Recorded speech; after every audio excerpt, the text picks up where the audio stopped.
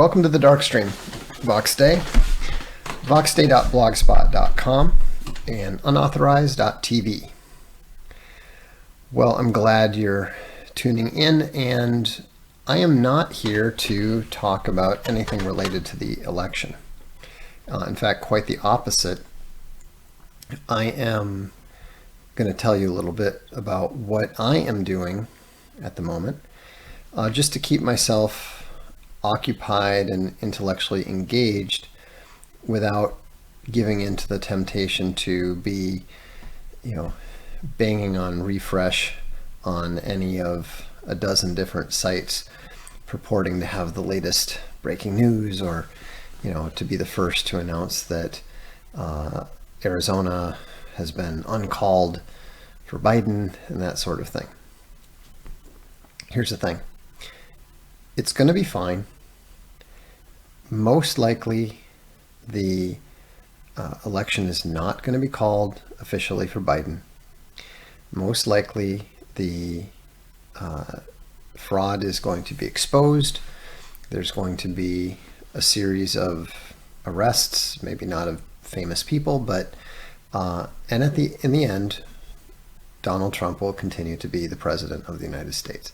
I understand that the media is this constant drumbeat of demoralization. I understand that, especially in the United States, people are just constantly talking about it and attempting to get you to accept the inevitable and so forth. But there's no reason to. It's very clear that the president isn't going to concede unless and until incontrovertible evidence that he has been beaten is presented, and that's not going to be presented. So in the meantime, stay sane. Don't get caught up in this. I mean, I've seen evidence from numerous individuals that I know back in the States that they're highly stressed over this. And what I do whenever I'm feeling stressed about something is I throw myself into some project or another that essentially prevents me from getting caught up in whatever the supposedly urgent, stressful issue du jour is. And now some of you may know that I'm a big fan of a game called Squad Leader. And you can see behind me the map under the plexiglass on the desk. That's actually a advanced squad leader map. It's a historical module, and this is what the game looks like. The game of infantry combat in World War II. And I want you to register what the cover is there. You've got a group of German, looks like Panzer Grenadiers or assault engineers, and you've got the artillery spotter, and they're clearly on the attack. And so this is interesting. It's a classic cover. It really grabbed my attention when I was a kid.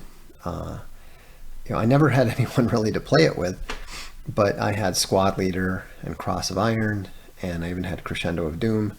I lost interest around the time that GI Anvil of Victory came out, because the game was just getting more and more complicated, and I was playing the game against myself always. It wasn't until Advanced Squad Leader came out and I got back into board war games while we were also developing computer games that, and then I had someone to play it with.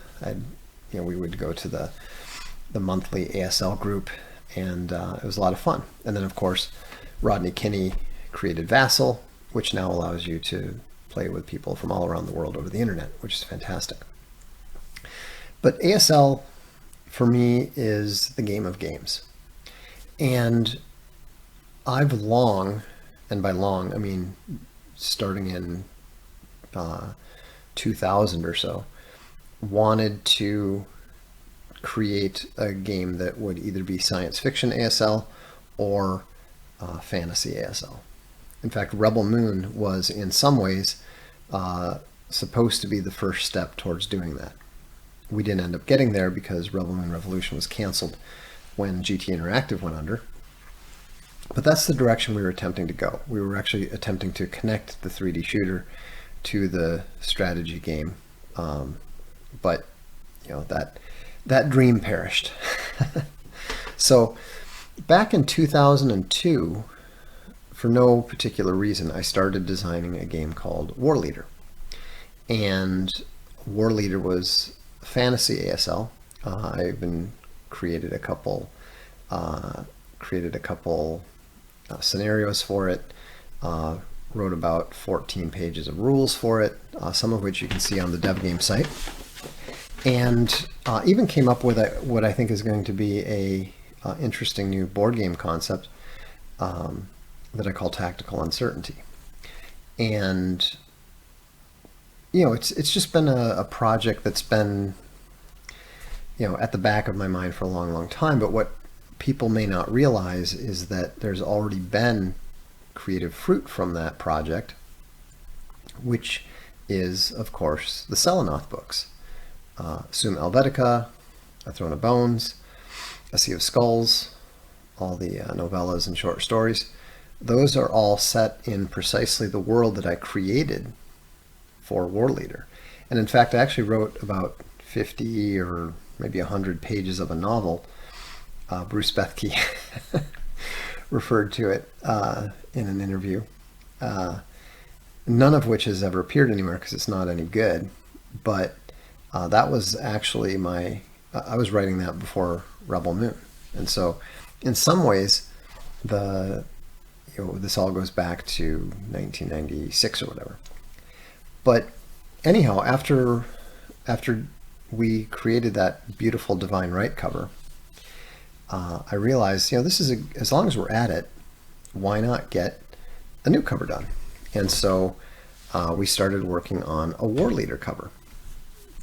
And I wanted to use the inspiration and homage is to Squad Leader, of course, as you can see.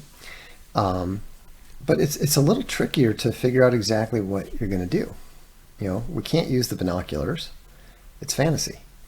I wanted orcs specifically, and so these were two of the ideas.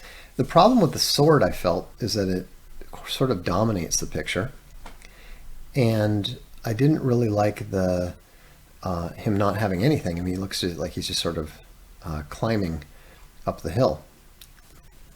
I like the arrows flying, but why are they attacking uphill? And if they're attacking uphill, why is he on, so near to the ground?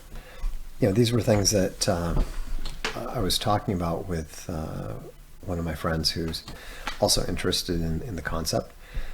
And so, we talked about it. We kicked it around a little bit more, and then we came up with some of the concepts we were talking about. Was like, okay, they should be engaged in an ambush. So the orcs are engaged in an ambush. Well, you don't ambush uphill. So we needed to make sure that the orcs were looking downhill.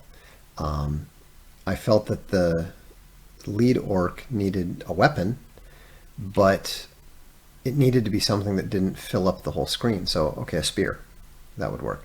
I had some other ideas, like maybe he would have a bone whistle, that he's signaling everybody to attack with, but we thought that was a little too esoteric and would be lost on the viewer. So this is the concept that we came up with. And I think this is actually quite a bit more effective, even though it's not as much of a homage as the first one. Now we're going to make some changes to it. For example, the orc who's on the second from the right, who's holding a spear, I think we'll replace that with some sort of bow and arrow, so that it will indicate the tension and the imminency of the attack that's about to begin. I also liked what the artist did with the orc. He definitely jazzed him up a bit more, made him look more like he's the leader. And so I think that when we finish this particular cover, I think that it's going to be more of I think it's going to be much more similar to this one than the other ones. But you can see the homage between the two. I mean, it's actually gotten quite a bit different to go from this to something that's more similar to moving towards something that befits the actual game itself better. But and the thing that's exciting about this is the possibility of creating different modules for different fantasy worlds. We already have the rights, and I've already talked to Glenn Rahman about using Minaria and having a Minaria module for it. We'll probably use Selenoth as the core setting, but it would be theoretically possible to bring in anything from the world of Greyhawk to Middle Earth to the George R.R. Martin Game of Thrones type stuff. The system of combat is going to be universally applicable for anything involving melee and range combat, and then the magic systems is something that can have new rules that apply as to whatever the appropriate fantasy world. And so, there's no. Don't even bother asking, oh, when would this be ready, or that sort of thing. Who knows? That's not the point. The point is, this is something that we enjoy doing. This is something that I do for fun. This is how I relax. And, there's so many things that have to be worked out. And, like, this is another artist, and we were selecting the beards and hairstyles for the dwarfs on the counter art. And I don't remember exactly what I went with, but I think that 3 might have been the elite. It was either 3 or 7. I'm not sure which. But the point is, you have to make these decisions. What's the counter art going to look like? Again, we wanted to use the ASL counters as an inspiration with their 3-man squad indicators. That doesn't mean that there's 3 men in the squad. It's just 3 men on a counter means it's a unit squad. It's a unit counter that's a full squad. We don't have squads per se. Instead we have what, in the case of humans, would be a century, which in the case of orcs would be a warband, that sort of thing. It's not really about the numbers precisely. It's about the units, the unit morale, and so forth. But we're fortunate in having access to artists and volunteers of great professional talent, so that when we have something ready to go and we put it out, it's going to be beautiful and it's going to be excellent. By the time it's ready to go in 2 years, 3 years, whatever it is, everything's going to be play tested to the hilt. It's going to be something that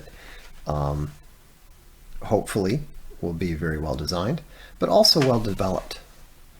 And so if you look at the kind of effort we're putting into just the counters, the little unit counters, I mean, all of this detail is going to disappear into some small black lines, but it's still going to be great. Now, this is not final.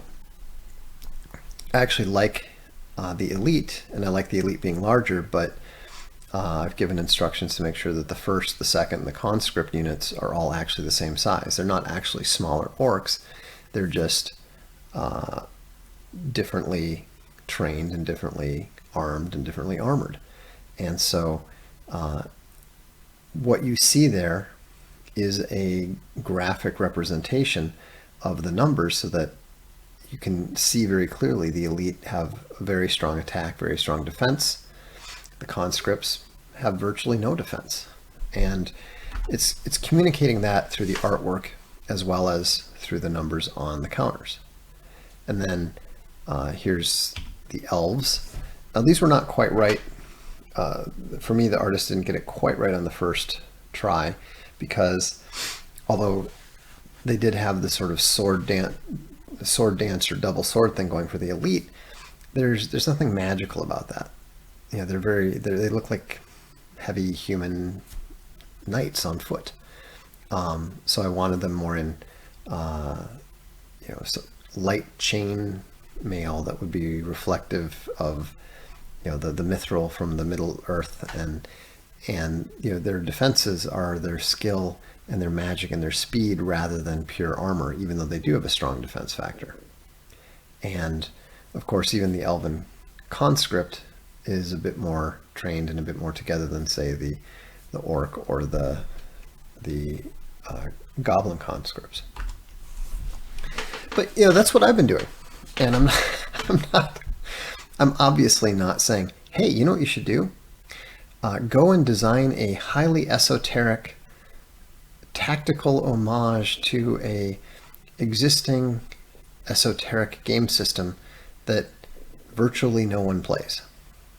We're not doing this to try to make money off it. I mean, if the project ends up breaking even at some point, that would probably come pretty close to exceeding expectations. I mean, no, that's not quite true. I expect it to make a trivial amount of money. It's going to be beautiful. It's going to be well designed. The concept is cool.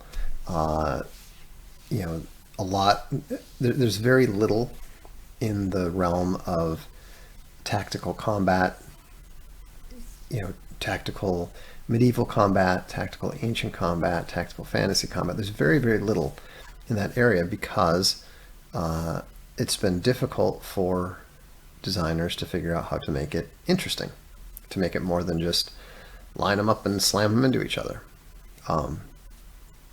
I think we've done that.